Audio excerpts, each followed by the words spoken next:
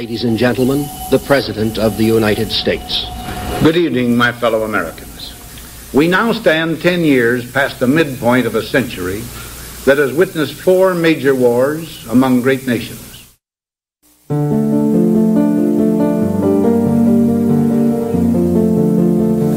Until the latest of our world conflicts, the United States had no armaments industry. American makers of plowshares could, with time and as required, make swords as well. But we can no longer risk emergency improvisation of national defense. We have been compelled to create a permanent armaments industry of vast proportions. Added to this, 3.5 million men and women are directly engaged in the defense establishment. Now, this conjunction of an immense military establishment and a large arms industry is new in the American experience. The total influence, economic, political, even spiritual, is felt in every city, every state house, every office of the federal government. We recognize the imperative need for this development. Yet we must not fail to comprehend its grave implications. Our toil, resources, and livelihood are all involved. So is the very structure of our society. In the councils of government, we must guard against the acquisition of unwarranted influence, whether sought or unsought, by the military-industrial complex. The potential for the disastrous rise of misplaced power exists and will persist. We must never let the weight of this combination endanger our liberties or democratic processes. We should take nothing for granted. Only an alert and knowledgeable citizenry can compel the proper meshing of the huge industrial and military machinery of defense with our peaceful methods and goals, so that security and liberty may prosper together. Bomb, bomb, bomb, bomb. Anyway, when veterans are together, veterans joke. And good evening, ladies and gentlemen, and welcome to Cold War Radio live on our home base. WAAR, we are America Radio, your number one source for streaming political and government talk anywhere. I'm Hutch Bailey Jr., deep down in the bunker in my Smith & Wesson studio in the city of Pittsburgh, and just west of Murmansk, Russia, ladies and gentlemen, with a Swedish and Finnish buffer, slightly under the weather, but on duty nonetheless. Come in Radio Norway. Aloha snack bar. Hello in the bunker there, Hutch. This is Radio Norway. Well, I think I ate some stew a couple of days ago that probably should have been put in the cylindrical archive instead of eaten. But I'm picking up, so everything's good here. All right, please follow me on Spreaker, ladies and gentlemen. Like the Facebook page, facebook.com/Cold War Radio, 2 A's in war. You can catch the show on Roku, Blueberry, YouTube. Cold War Radio is an iHeartRadio program. You can get a free app, the Cold War Radio app, in your app store. The email to the show is hutch@steelcityresistance.com, and the Cold War Radio patron hotline is open at 412-567-1460. The chat room is up on Spreaker. You can go to steelcityresistance.com if you need a link to that. If you're listening on some other platform, you can also catch the show notes links there. There's not a whole lot for this show. You can basically look at most of the videos on the Facebook page. You can become a Cold War Radio patron at steelcityresistance.com. Join that team. That would be very appreciated. Or you can send mail to Hutch Bailey Jr., P.O. Box 96022, Pittsburgh, Pennsylvania 15226. Now, there's a lot going on, Norway. There's a whole lot of political battles are starting to heat up. Summer is coming to an end. We're getting ready to get into primary season for some special election down in Alabama. That ought to be interesting. I see the political tides on that. I think besides Mitch McConnell, I think the president's one of the only ones left. I don't even think he's even on the bandwagon for what's his name, Luther Strange or whatever his name is. down in Alabama that's running for session seat. But I don't know if did we lose Norway? Are you still out there? Yes, I am here. Okay. I threw a curveball at him on that one. Didn't mean to. I must say the final workings of the Alabama election is not my forte, but I would like to remind our audience about what Stacey Rush has repeated about this, and it is that incumbents are re-elected on a scary scale. I mean, we're talking about term limits. We're talking about getting these rhinos out of there. So all I can say is that those are really, really good advice, and people should heed them, because there are a lot of junk in the Congress, pardon my expression. And I think that this is probably the first cycle that this many people know about it. I really do. I personally, I never had so much dislike for the Republican Party than I do this year. This is something that I think we might see a seawall shift this time, and if we don't, then we get what we deserve.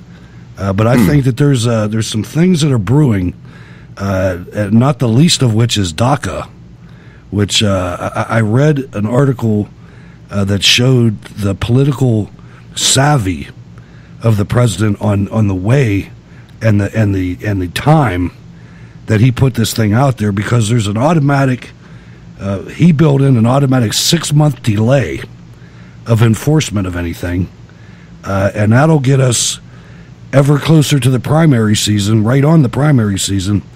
So lawmakers are going to have to either be for it or against it, because their constituents are going to be asking them about it.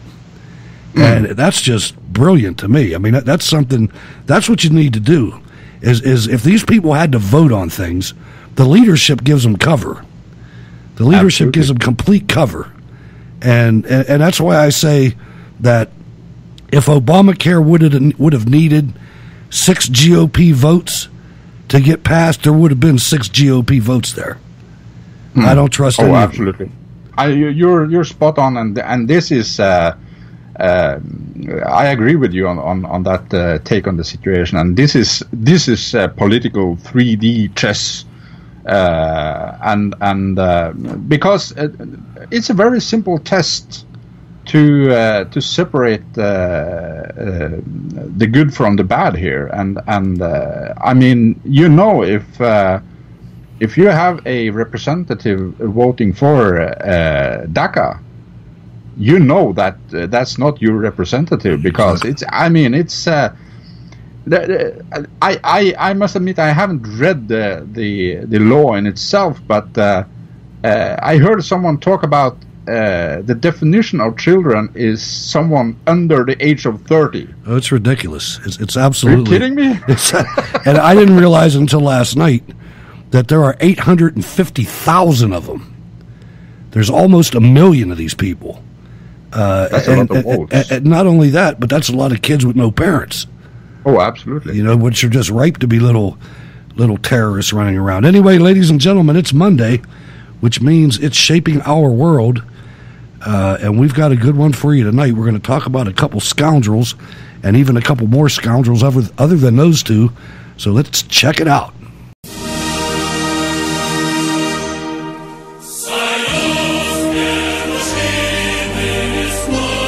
Господин представитель, это что, для вас открытие? Весь мир знает, что самая империалистическая держава – это Соединенные Штаты Америки. Об этом все воробьи на крышах чирикают, что самая империалистическая держава, которая поддерживает колониальный режим в колониях – это Соединенные Штаты Америки. А он возмущен. Какая, так сказать, невинность, понимаете, разыгрывается здесь, в то время, когда знает, что эта невинная барышня уже, наверное, десяток имеет детей. Ich richte diesen Appell an alle unsere Volksgenossen, die an unseren Staat und an unser Reich glauben. Würdest du allein stehen, was wärst du denn auf dieser Welt? Und dein Gehalt, dein Lohn, du eine große Gemeinschaft bist, jedem Einzelnen mit verdammt zu lassen.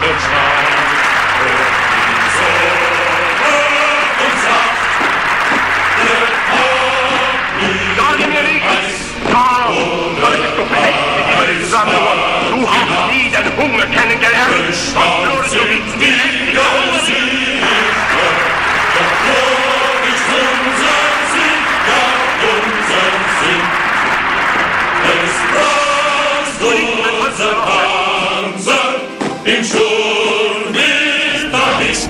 too weak to master the new conditions of life must give way. They must perish in the revolutionary Holocaust. Karl Marx. The left in general fundamentally opposed Nazism because Hitler had distorted Marxism beyond recognition.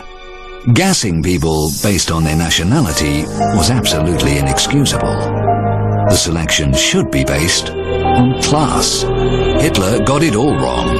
Absolutely different people needed to be killed. The only true Marxist country on earth was the Soviet Union. It exterminated strictly according to Marxist teaching the class enemies.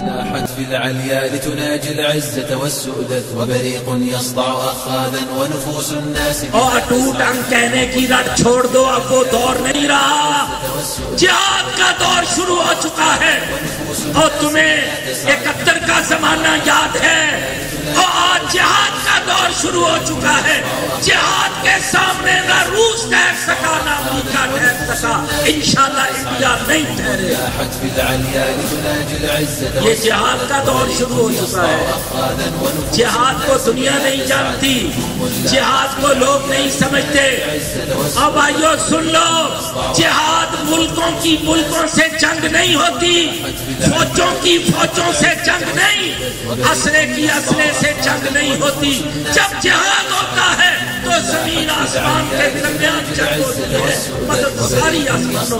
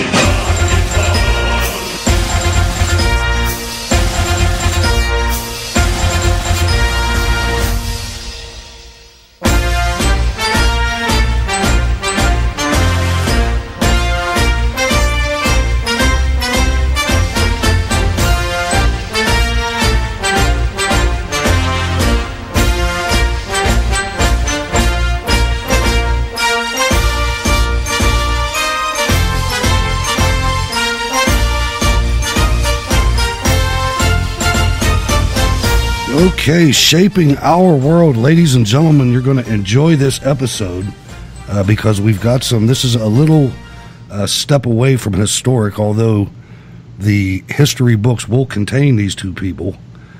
Two people that have come on the scene. Actually, they've been on the scene for a long time, but they have made themselves known in the mainstream with people like us and like you that follow these things. We're going to talk about James Clapper and John Brennan and the deep state that they represent, that they actually personify. And at the end of, or actually during the program, the question that we have for you is, when guys like John Brennan and James Clapper can get this much power, is the system broken? And do you think the president is safe with operatives like this at large? And you can call in 412-567-1460 throughout the program. But we're going to spend a little bit of time on James Clapper. But I think that the person that is much more interesting is John Brennan. But first, former FBI agent and whistleblower Colleen Rowley, and we had to get this from Russia Today, believe it or not. But he joins Ashley Banks to discuss today's Congressional Armed Services Committee hearing. Obviously, that was not today. And the widespread allegations of Russian hacking. Director of National Intelligence Clapper's long history of public dishonesty and the complicity of the mainstream U.S. media. Now, I only hope that I can get this right, because I have two clips, and neither one of them give me a clue of what I recorded them 2 nights ago. So we're gonna go with this one, and if it's not about that, then we'll regroup and listen to it anyway, and then I'll fix it on the other side. Producer, that's live. That's live radio. Yes, it is. They did not change any vote tallies or anything of that sort. Yeah, I'm just talking. We have no way of gauging the impact that certainly the intelligence community can't gauge the impact it had on choices the electorate made. There's no way for us to gauge that. Whether or not that constitutes an act of war, I think, is a very heavy policy call that I don't believe the intelligence community should make, but it's certainly would carry, in my view, great gravity. The biggest frustration to me is speed. We have got to get faster. We've got to be more agile. And so for me, at least within my span of control, I'm constantly asking the team, what can we do to be faster and more agile? How do we organize ourselves? What's the construct that makes the most sense? We can't be bound by history and tradition here, so to speak. We have to be willing to look at alternatives. Who actually is the benefactor of someone who is about to become commander-in-chief trashing the intelligence community? I think there is an important distinction here between healthy skepticism, which policymakers, to include policymaker number one, should always have for intelligence, but I think there's a difference between skepticism and disparagement. Public trust and confidence in the intelligence community is crucial, and both in this country, and I think the dependence that other countries, other nations have on the U.S. intelligence community. And I've received many expressions of concern from foreign counterparts about the disparagement of the U.S. intelligence community, or I should say what has been interpreted as disparagement of the intelligence community. Can you talk a little bit about the activities of the Russian government's English language propaganda outlets, RT, Sputnik, as well as the fake news activity we saw, as well as the social media? Whatever crack they could find in our tapestry, if you will, they would exploit it. And so all of these other modes, whether it was RT, use of social media, fake news, they exercised all of those capabilities in addition to the hacking. And, of course, I think the totality of that, regardless of what the impact was, which we can't gauge, just the totality of that effort, not only as DNI but as a citizen, I think is a grave concern. Did we retaliate and up the costs against China after an enormous cyber attack against our nation? We did not retaliate against an act of espionage anymore. All right, that's enough of that. Now, that was the Director of National Intelligence, James Clapper, telling you that the Russians definitely hacked the election, and by that, he meant that that's where the DNC emails came from. Which that has been, he's lied to everybody he has talked to. He has lied. And let me just differentiate something that he said, or I should say, let me explain. When he says fake news, he's not talking about CNN. He's talking about me. He's talking about the podcast that you listen to, the radio you listen to, the news that you read on the Drudge Report and on Breitbart and on the Gateway Pundit and hundreds of other sites that are true. That's who he's calling fake news, and he's saying that the Russians are speaking through me. And you, Norway. Yeah, well, it's it's absolutely ludicrous. I'm a lifelong conservative, and during the Soviet Union, I absolutely hated that regime. I'm not saying that the Russians today can't be our enemy necessarily, because they can. They have shown they have a lust for power, and after their economy started to heal itself after the fall of the Iron Curtain, they've been building massive military forces, but so we should keep an eye on them. But there are neighbors, and I mean, you don't go over and shoot your neighbor's wife in the kneecap just for fun. You want to have a good relationship with your neighbor until he turns out to be a complete asshole, So it's ludicrous. I mean, if anyone hacked this last American general election, it was the Democrats. And I mean, you have 3 to 5 million stolen votes. That's a serious attack, and it didn't come from Russia. No, it didn't. And if Russia did exercise any clandestine or otherwise effort to sway our election, it would have been to sway away from Trump.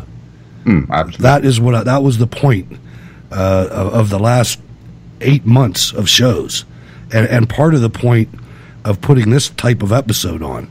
It's absolutely unbelievable that so many Americans are so uneducated that they would think that the Russians would sway an election for the GOP. That is just downright stupid. But it's happening, though, and we've got to counter it, and that's what we're doing here. Now, if I would have let that clip play on, there was another minute left in that clip, at which time Clapper would have told everybody that, yeah, we hack elections, that we try to influence elections, so does every other country on this planet, and we've been doing it ever since we've been here, because that's what clandestine operations intelligence services do. But I had enough of listening to him. Now let's listen to the former FBI agent and whistleblower Colleen Rowley. She's on a Skype connection with RT, which is one of the entities that Clapper called out earlier. Play clip 2, please. To discuss these hacking allegations further, I am now joined by former FBI agent and whistleblower Colleen Rowley. Now, Colleen, even though Clapper admits that espionage is not typically considered an act of war, does it concern you that senators like John McCain are framing these hacking allegations as an act of war? Well, of course, it's not an act of war, because all countries are attempting to surveil and spy and even hack on other countries. If that was an act of war, we would have nothing but constant international chaos. Unfortunately, I think the senators, especially John McCain, and some of those real war hawks that have really been for war ever since 9/11 and Iraq and on, they've been wrong every time, but they constantly push for war.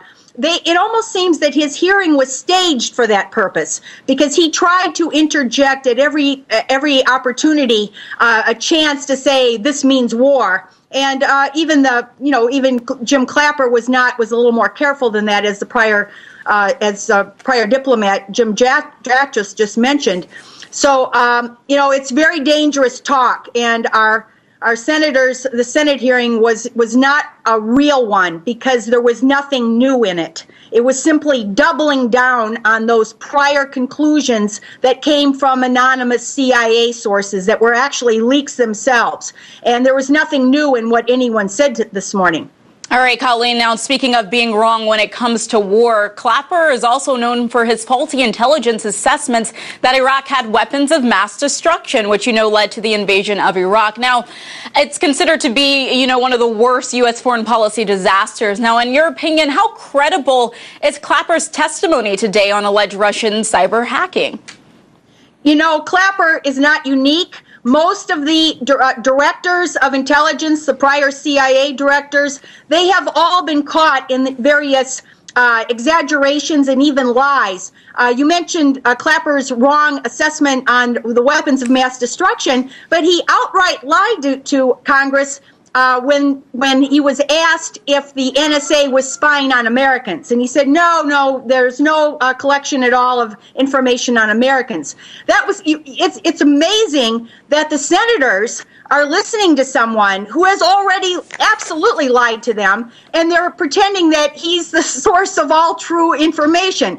And again, he's not the only one. There's been a whole series of these disinformations and misinformations that have gone on. Frankly, my assessment is in order to help gin up these wars. All right, Colleen, now my next question to you is when it comes to these accusations that Russia meddled in the 2016 presidential election, do you believe these accusations are meant to pave way to increase aggression towards Russia? Unfortunately, you can't have a hot war with another nuclear superpower. And so this is dangerous stuff. I mean, it's really ridiculous to think that you can maybe profit from some kind of a escalation and Cold War.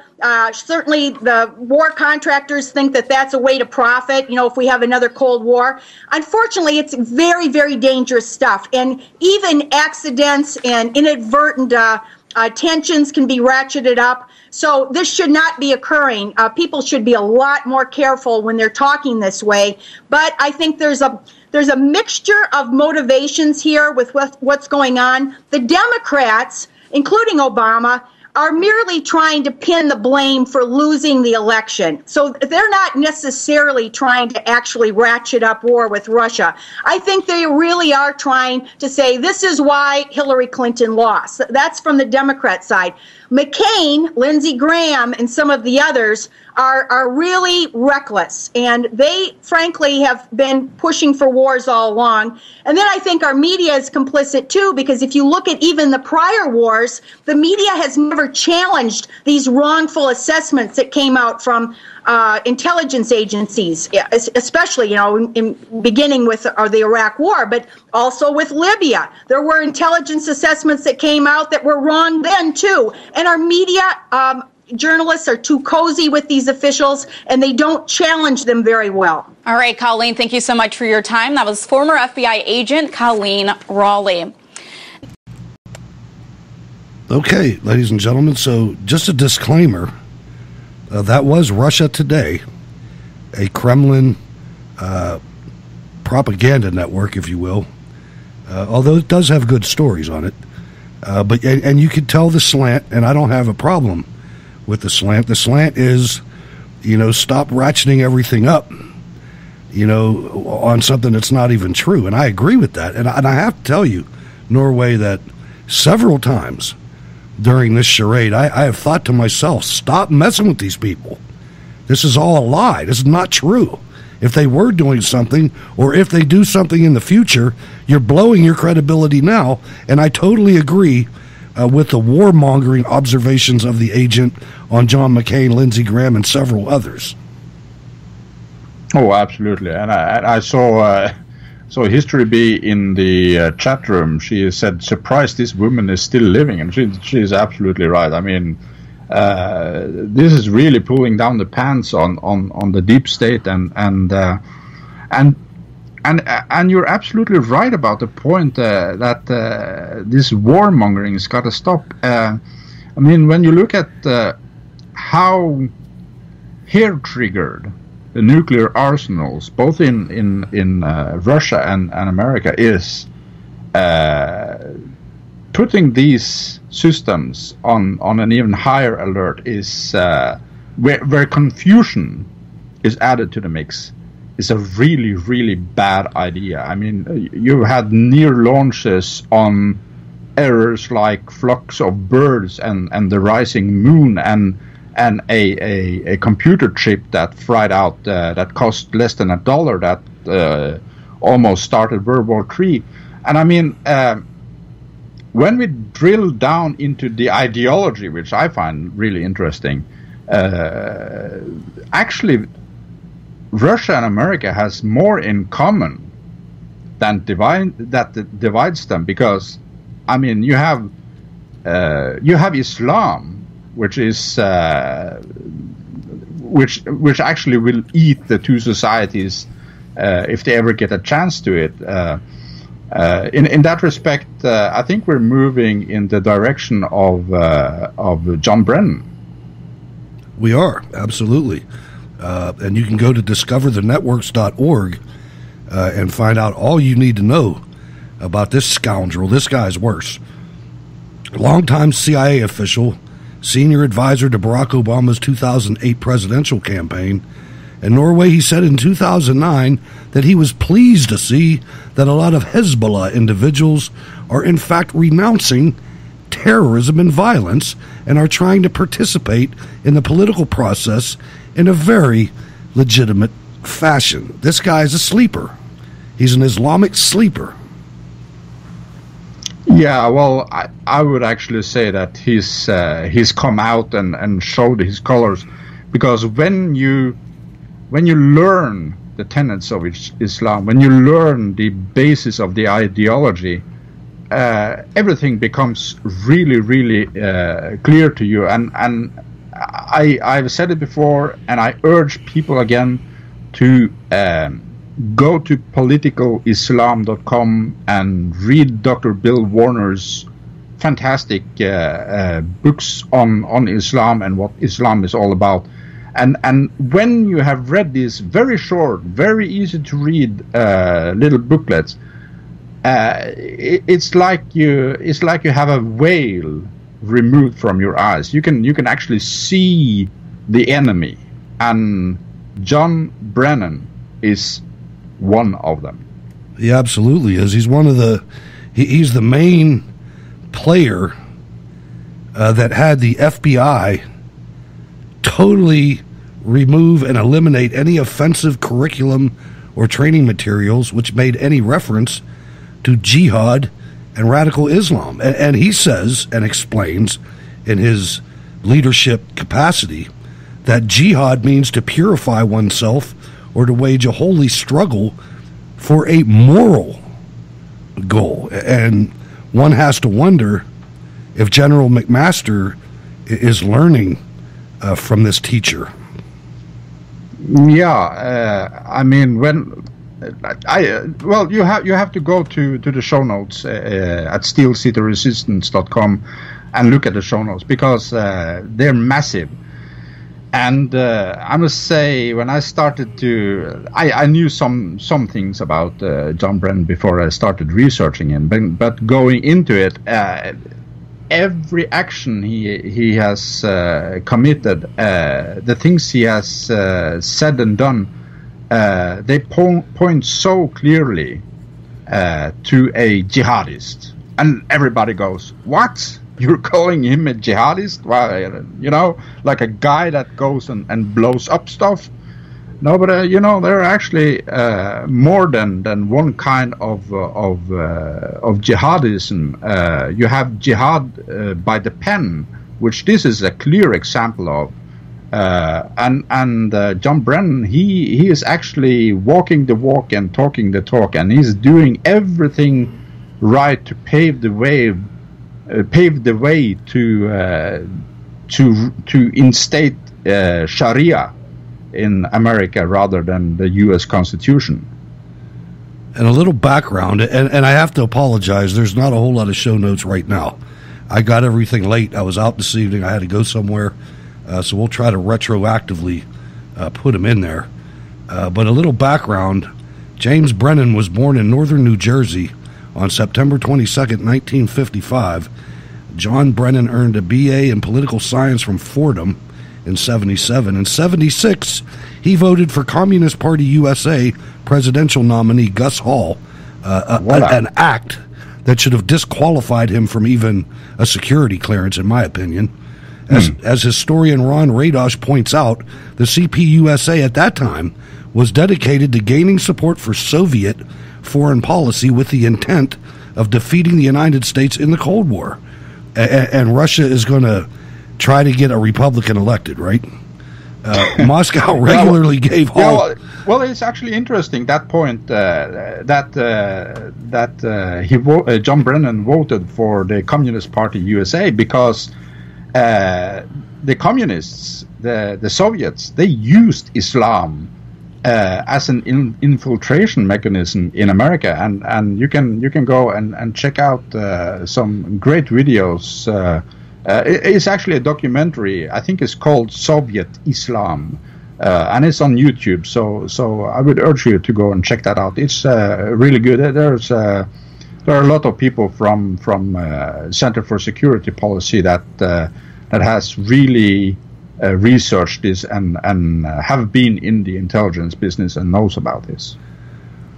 And if you want to listen to more on the communists and some of their ties, not necessarily with Islam, but with the United States and others, go to Cold War Radio 499, and you can check that out right on the website.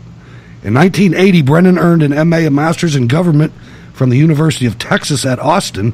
In his graduate thesis, he denied the existence of absolute human rights and argued in favor of censorship by the Egyptian dictatorship, since the press can play such an influential role in determining the perceptions of the masses. Anybody that says the masses makes me nervous. I'm in favor of some degree of government censorship. Inflammatory articles can provoke mass opposition and possible violence, especially in developing political systems. So how long do you think this show would stay on the air if people like this were in absolute power? Oh, absolutely. We have a target painted on us such from this guy, and you're so spot on. When I researched John Brennan, I was thinking again and again, how the heck did this guy put his foot inside the CIA? I'm scanning through here. I'm scanning through here to try to find if how that happened is in here, because I know, but I don't want to paraphrase if it's in here. But basically, what happened is he was I think, and I agree, I don't know how he got in, but I don't know how quickly he came out with all these different positions before he converted to Islam when he was the station chief in Saudi Arabia. And there's agents that have come out and brought that to the forefront. And then when of course they try to mock him and say that he's full of it. But then when you look at all the things that Brennan's done, I mean, he might as well be an honorary member of Hezbollah. I mean, all the different things. Oh yeah, and it's interesting because Hezbollah, as our brilliant audience probably knows, is a Shiite organization in Lebanon, and I have friends in Lebanon, and they hate John Brennan's guts because Hezbollah is not at all a political, a democratic force in Lebanon. It's a terrorist organization, and my friends there, they are Maronite Christians, and they live every day in fear of John Brennan's Goldie Boys down there. Now, some of the things this guy tried to do. He sought to try 9/11 mastermind Khalid Sheikh Mohammed in a civilian court, stating in a February 2010 speech, listen to who he's given the speech to, a February 2010 speech to Islamic law students at New York University, that we need to bring him to justice in an American court, a goal the Obama administration eventually abandoned due to the plan's unpopularity with the public. You think? Also, during his NYU speech, Brennan referred to Jerusalem by its Arabic name Al-Quds and stated that the 20% recidivism rate of former Guantanamo detainees isn't that bad when compared to criminal recidivism trends generally asserted that while poverty and lack of opportunity do not cause terrorism, it is obvious that the lack of education of basic human services and hope for the future make vulnerable populations more susceptible to ideologies of violence and death, and called Hezbollah a very interesting organization whose more moderate elements the U.S. should strive to build up. This guy should be tied to a stake, and a hood ought to be put over his head. Yeah, absolutely. This is one of the reasons why we call this show Treason, because this is treasonous. There is no two ways about it. It's absolutely disgusting that these guys have had their fingers on the inner workings of the security of the United States. This will make your blood boil, ladies and gentlemen. When reporter Patrick Poole in September 2010 revealed that under Brennan's watch, a known high-level Hamas official in the United States had received a guided tour of the top-secret National Counterterrorism Center and FBI Academy at Quantico, Virginia, several former intelligence and defense officials called for Brennan to resign. Brennan shouldn't resign. Brennan should have ankle bracelets on. Yeah, I mean, it's and the story just goes on. I mean, he in the beginning in the summer of 2013, fighters from the Islamic State of Iraq and Syria, ISIS, the successor of Al-Qaeda and other jihadist movements, seized vast swaths of Syria and began pushing into Iraq. And here's the crazy thing.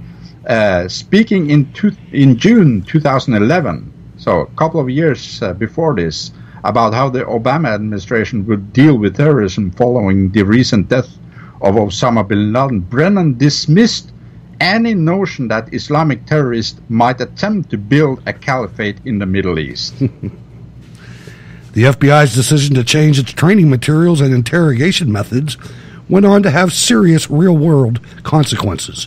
A particularly noteworthy case involved jihadist Omar Mateen, who in June 2016 entered a gay nightclub in Orlando, Florida, and murdered 49 people and wounded 53 others. The Daily Caller reports that the FBI reportedly canceled its 2013, 3 years before it happened, 2013 investigation into Orlando terrorist Omar Mateen after only 10 months because they viewed the terroristic threats he made as a reaction to being marginalized because of his Muslim faith by his co-workers.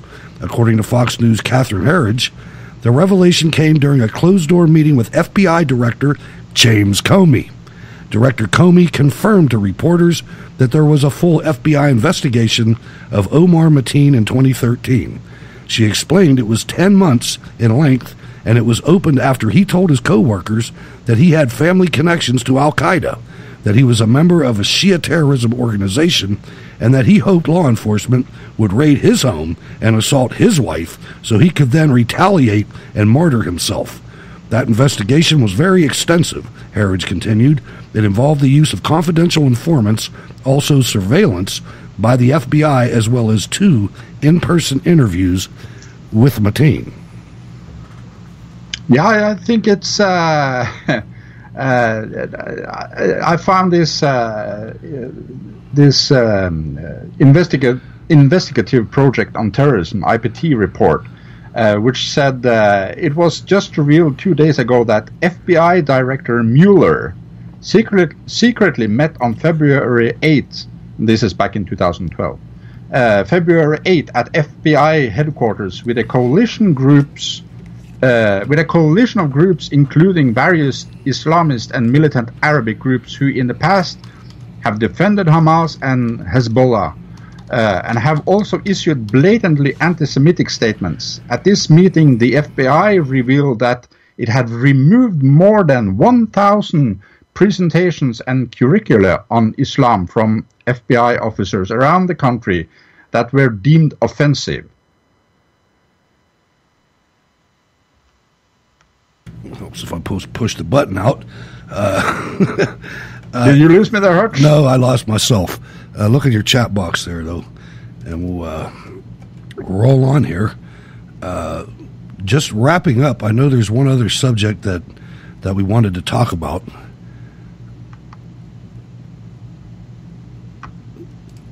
Oh, you're breaking up here. Introduced your clip from the Muslim Brotherhood. Oh, yeah. The clip from Muslim Brotherhood is Western journalism, which has made this compilation of John Brennan.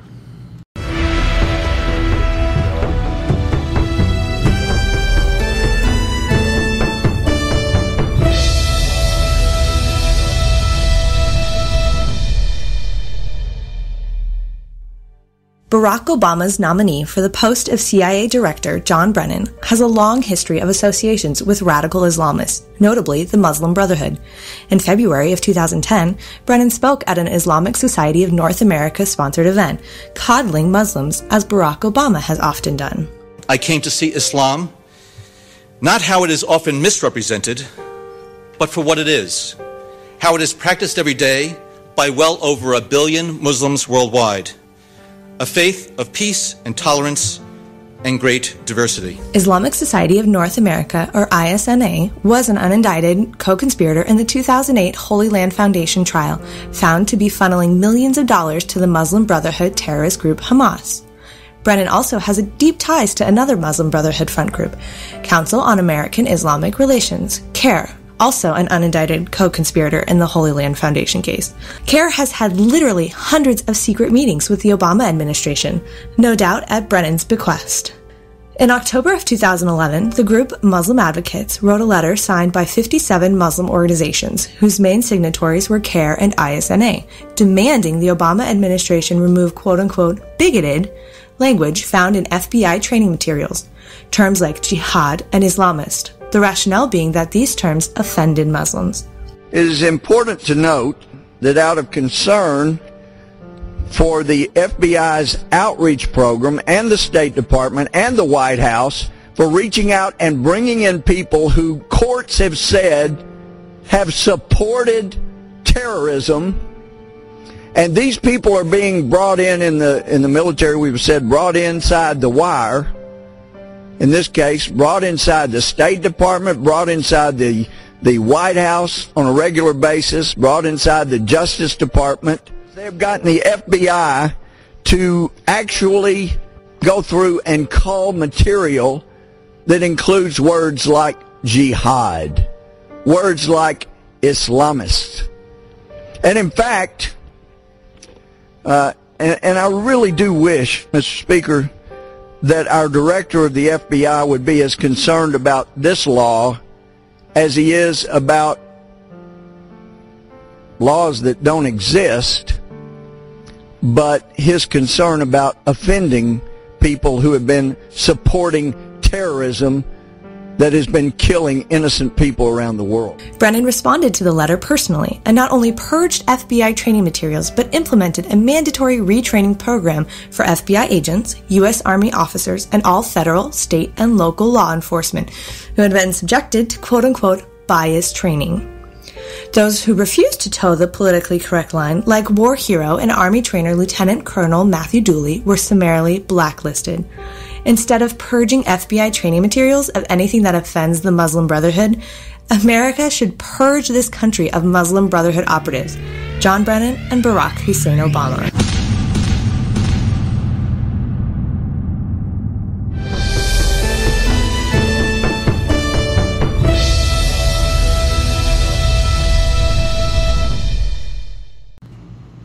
And there you have John Guandolo, former FBI agent, I think, through 8 years, and also a former Marine.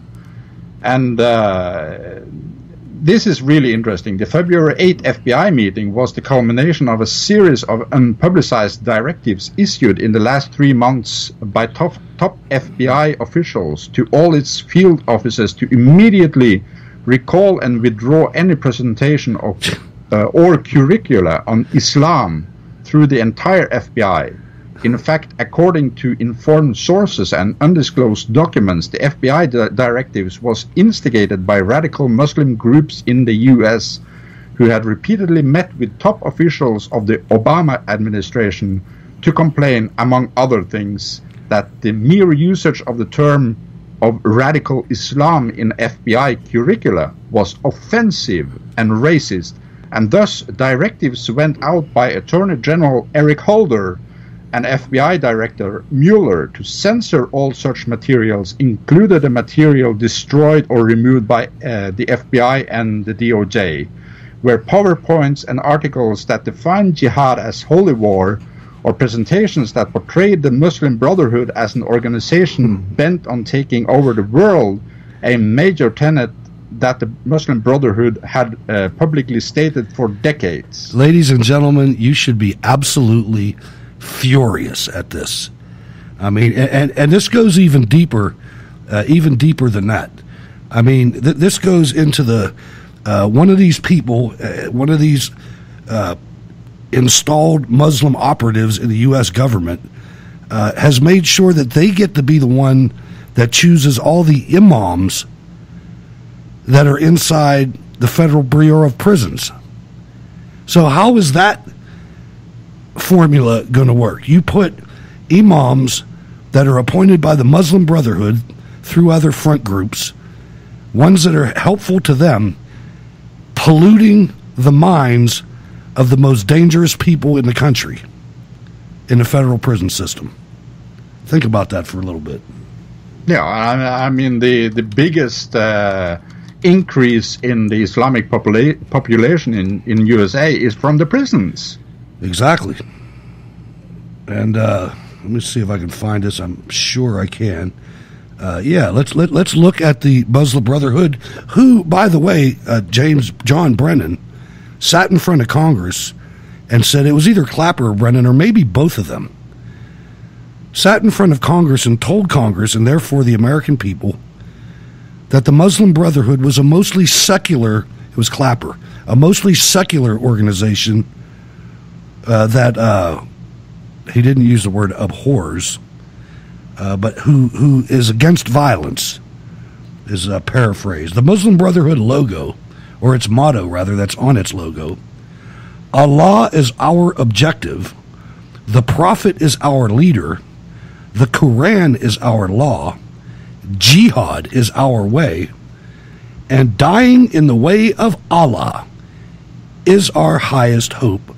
Aloha, snack bar.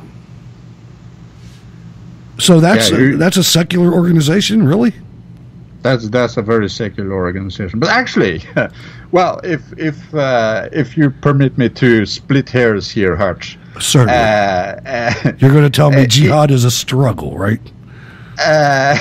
Well, jihad is like guys like John Brennan. They explain it as an inner struggle, peace and love, brother. For a moral cause. Got to remember that. Pardon? It's for a moral cause. Yeah, exactly. But the point is that Islam is actually not a religion. 95% of the core text of Islam pertains to political commandments. Absolutely. So I mean, if you have an ideology that has around 5% of the core text are religious in nature, is it still right to call it a religion then? No, I don't think so. And I think one of the reasons that argument has such power is because of the vast protection that our Constitution gives to religion. Absolutely. And because our government used to be very religious until these scumbags infiltrated it. But that being said, you're right, it's not a religion, but even if it was a religion, any religion that prescribes to the things in the Quran, the Sunnah, and the Hadiths, I don't care if you call it a religion or not. It's not a religion in our way of life, and we have to remember that, and we have to stand up for that. Absolutely, and Islam has one goal, and that is to rip out the U.S. Constitution and replace it with Sharia. No question at all. No question at all. And we did talk a little bit about it, but the Muslim infiltration of the GOP, this is why it's so important that we have to weed these people out. There's people out there that don't care about the Constitution. They're in there for themselves, and they've been infiltrated. And again, I would love to see something happen like happened with Al Capone. They couldn't get him in the street, so they got him from his money. Follow the money into Congress. Somebody get in there, put a task force together, follow this money into Congress, and you'll see why these people are doing the things that they're doing. It's absolutely unbelievable, and it must be stopped. Unfortunately, we're out of time. Where are we going next week? Norway. We've got some elections in Norway, and we have a commemorative episode, so to speak. Yeah, next week is Monday. Next week is actually 9/11. So we're going to talk a little bit about 9/11 and the meaning of 9/11. What happened? What didn't happen? And also, it's election night in Norway. We have a general election here. And the question is, will the only hope for Norway, the Progress Party, continue in government? So tune in next Monday on 9/11/2017 to find out. And being that we're out of time, Norway, how can people get in touch with you? I am at Norway for Trump, and that's with the number 4 on Twitter and Gab. And big shout out to the Spreaker chat room. Been looking at your comments when I haven't had time to comment tonight. Have a nice evening, Hutch. You too. And thanks to everybody listening live. We always love that. To people that listen to the podcast, we love you too. Sons of Norway playing in the back. Translation? Sønner av Norge. Beautiful music, ladies and gentlemen. I'm Hutch Bailey Jr. on Facebook, Berg's Eye View on Twitter. Thanks for letting us into your life for 1 hour. Back with the Wayne Dupree program tomorrow. Back with Cold War Radio as well. God bless. God bless.